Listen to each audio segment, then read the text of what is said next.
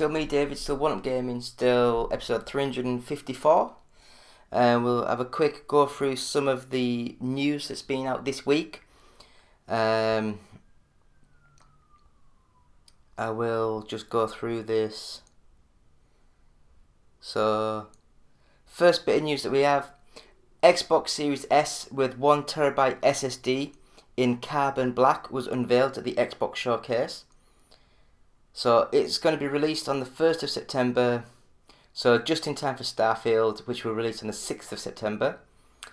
The Xbox Series S will cost $350 USD, available to pre-order right now. So it's the exact same speed, same performance as the original Series S. It's just in black and it's got a double the SSD size. And it also has a black controller instead of the white controller. So there's basically no difference apart from the double storage. So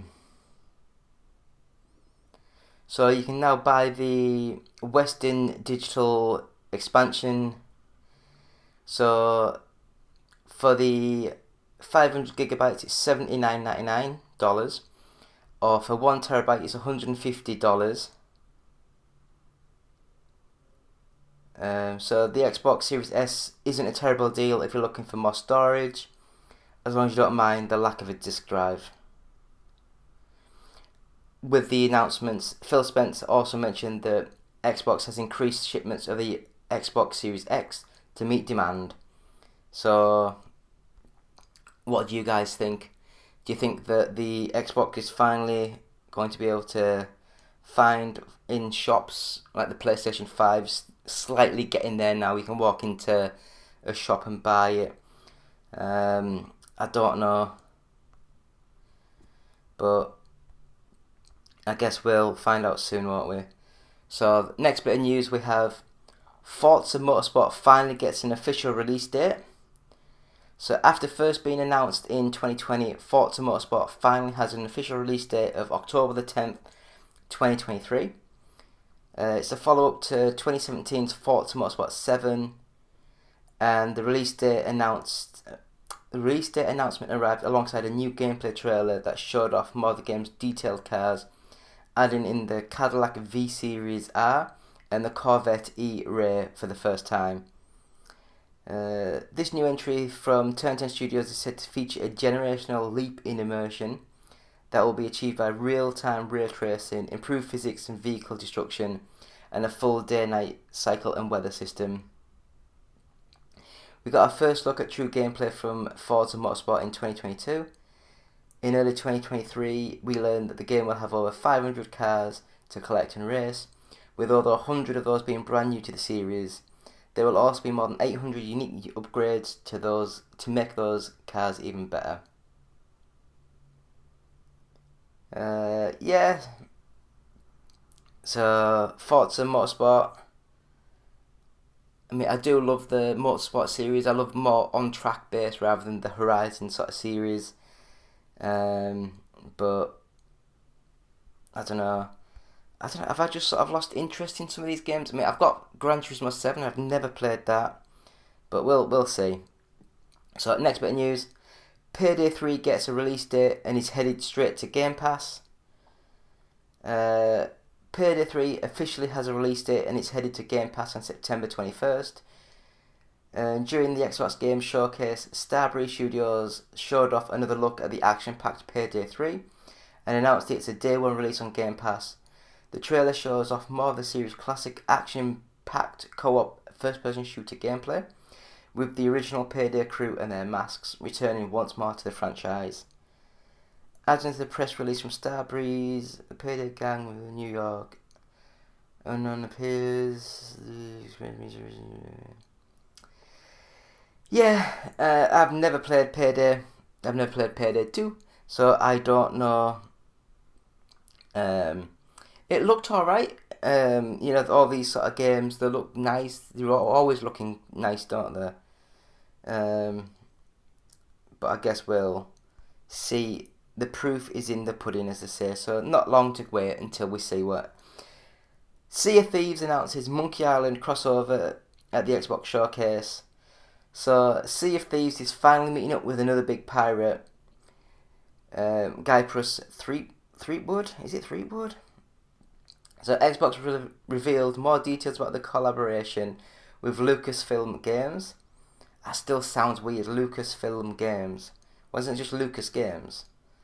In a blog post after the announcement, which billed it as a 3-part Tall Tale expansion that will start rolling out on July 20th. It'll be released in monthly installments, all of which will be free.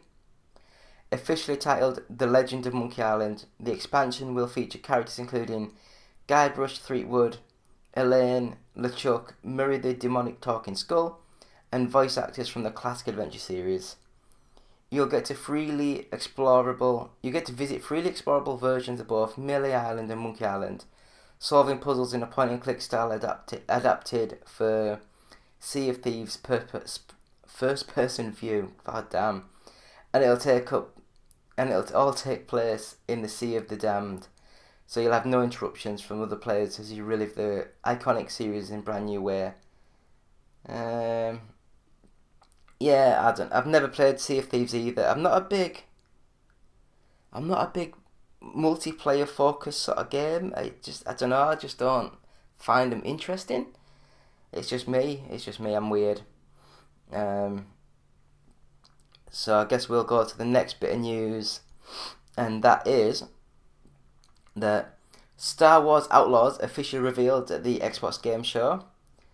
We first saw Star Wars Outlaws, a new open-world, narrative-driven game by Massive Entertainment, the developer behind Tom Clancy's The Division 1 and 2.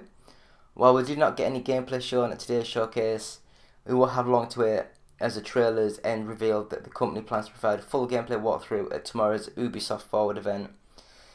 In a press release shortly after, we learned that Star Wars Outlaws is set between The Empire Strikes Back and Return of the Jedi. That means nothing to me. I'm not a big Star Wars fan.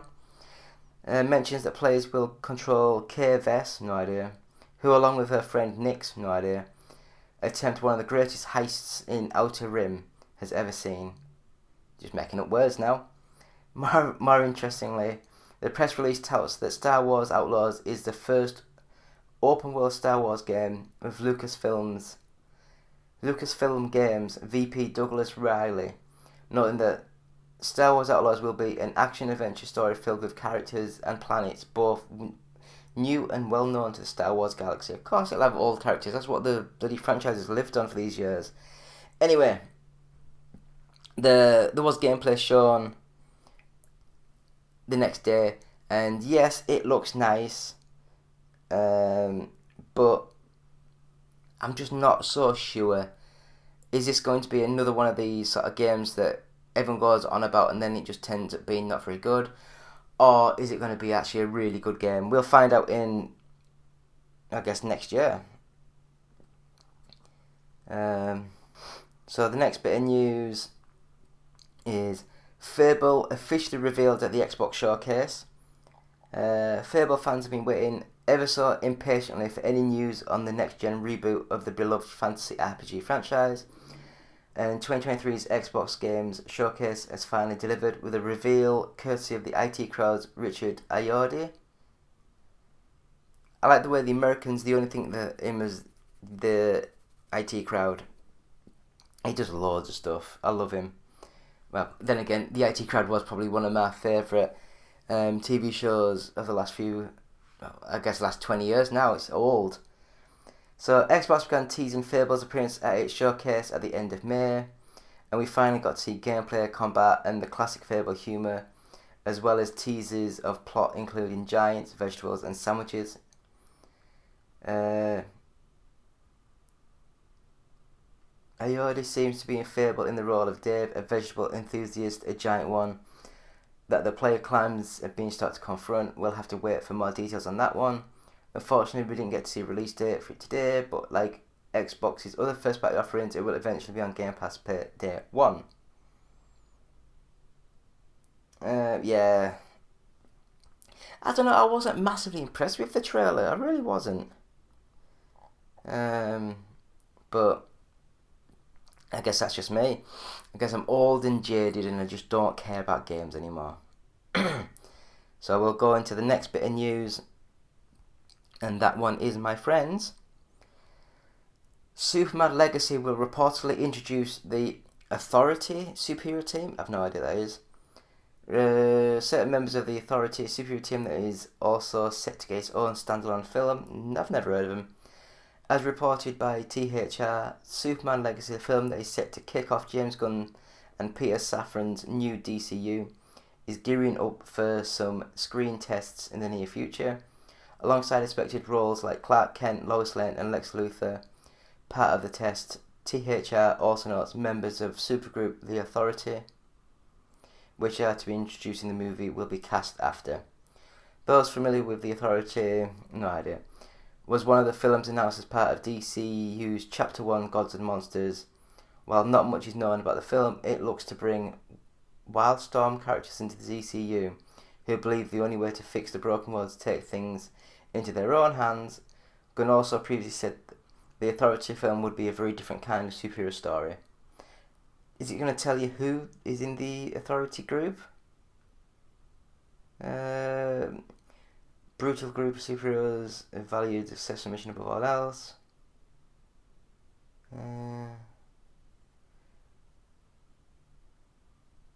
No, I have no idea. Anyway, the Superman Legacy is penciled in for July the 11th, 2025. So, are you guys excited for James Gunn's take on this thing? I will just say, I watched the Guardians Galaxy 3. Not as laugh out loud as it used to be, but Adil, isn't that like Chucky's or Phil and Lil? Dill? I think of the Rugrats. But yeah, it wasn't as funny as I thought it was going to be. It was a fitting end. I thought it was nice.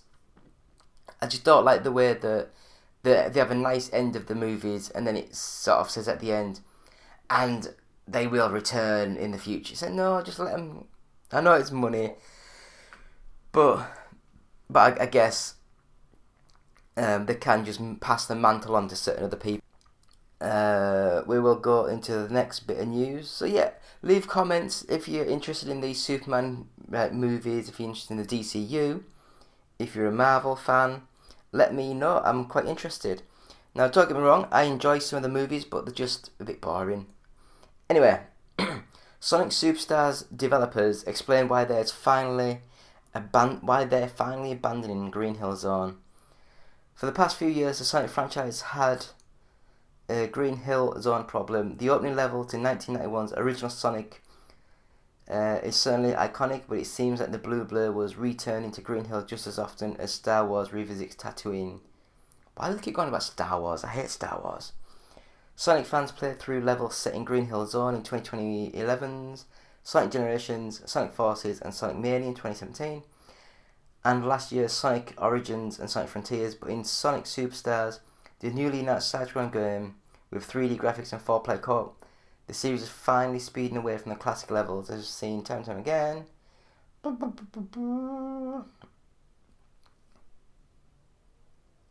Even Sonic Origins did have a Green Hills part. That wanted to do something.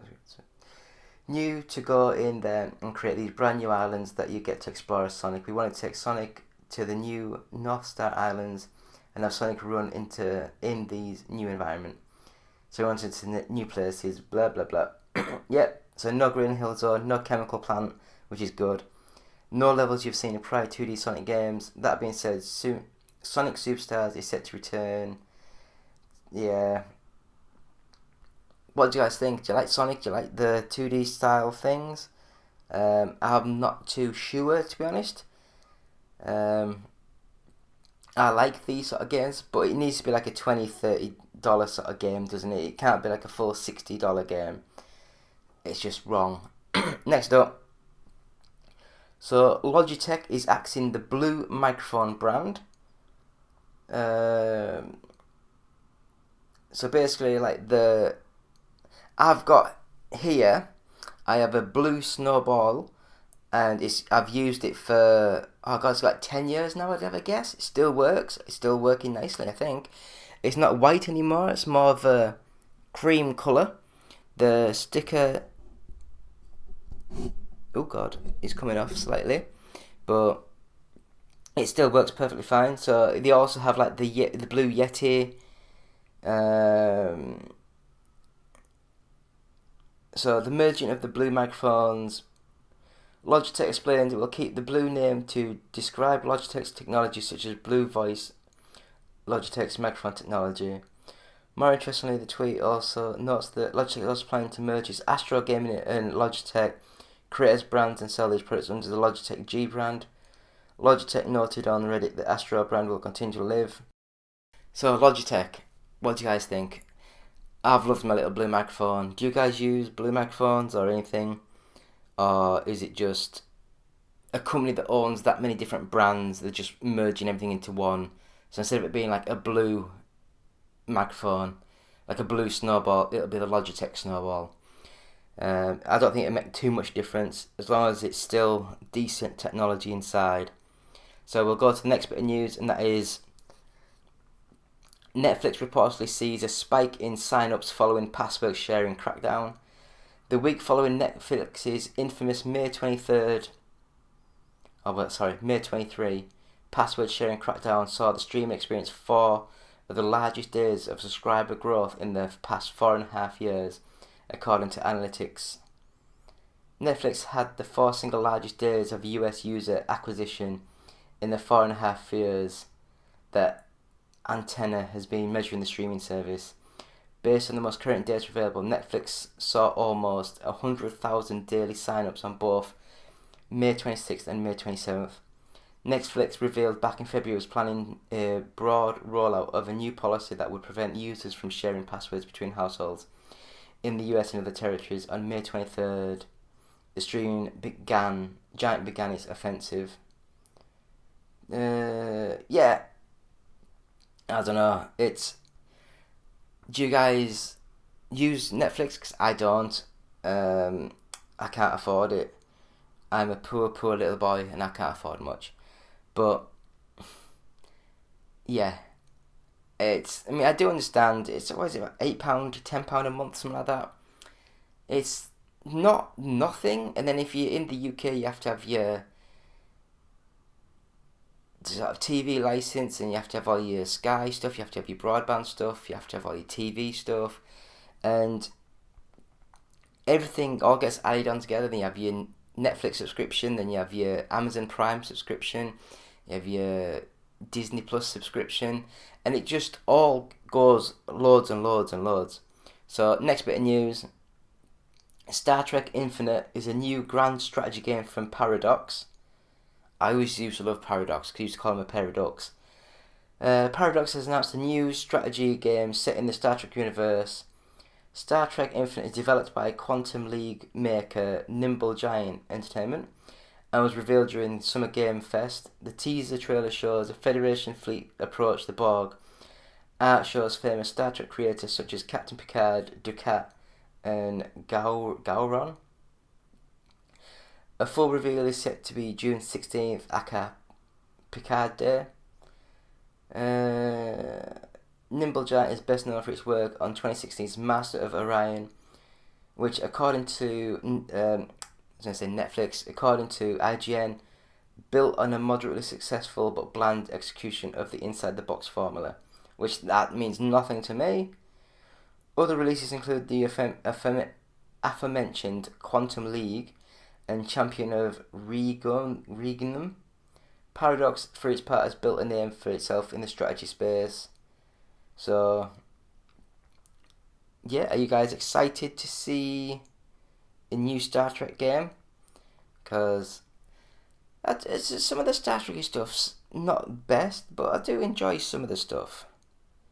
I don't know, I just talk rubbish half the time. Well, I say half the time, I say all the time, really.